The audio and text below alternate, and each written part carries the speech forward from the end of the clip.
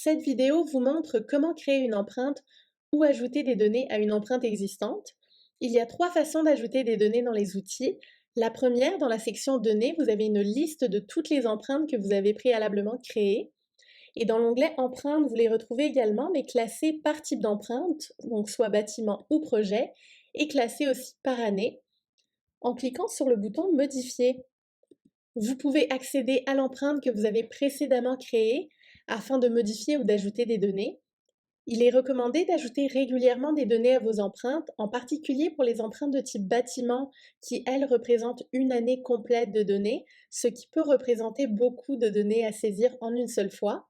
Et n'oubliez pas de sauvegarder toute modification apportée à votre empreinte en cliquant sur le bouton Enregistrer en bas de page. Si je retourne à ma liste d'empreintes, je peux également modifier le titre et le nom de l'empreinte en cliquant sur le stylo ici.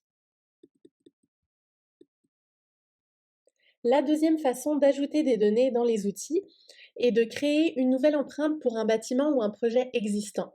Si vous avez un bureau pour lequel vous avez déjà créé une empreinte et que vous souhaitez en créer une autre pour l'année suivante, vous devez sélectionner l'empreinte que vous avez initialement créée et en créer une nouvelle. Par exemple, si je sélectionne mon théâtre Creative Green pour lequel j'ai déjà créé plusieurs empreintes dans le passé et que je sélectionne l'année pour laquelle je veux créer ma nouvelle empreinte, je n'ai qu'à cliquer sur Créer pour créer une nouvelle empreinte. La troisième et dernière façon d'ajouter des données est de créer une toute nouvelle empreinte. Elle est destinée aux bâtiments et aux projets pour lesquels vous n'avez pas encore d'empreinte. Si je crée un nouveau bâtiment, les deux types d'empreintes que je peux créer sont les empreintes bureaux et bâtiments culturels. Ils se réfèrent à une année complète de données associées à l'impact du fonctionnement de ce bâtiment. Vous sélectionnez le secteur associé à votre bâtiment pour pouvoir ensuite sauvegarder et créer votre empreinte. Si je crée un nouveau projet, les quatre types d'empreintes de projet sont les événements extérieurs, les événements intérieurs, les tournées et les productions. Ils font référence, eux, aux données associées à l'impact de votre projet pendant la durée de l'événement.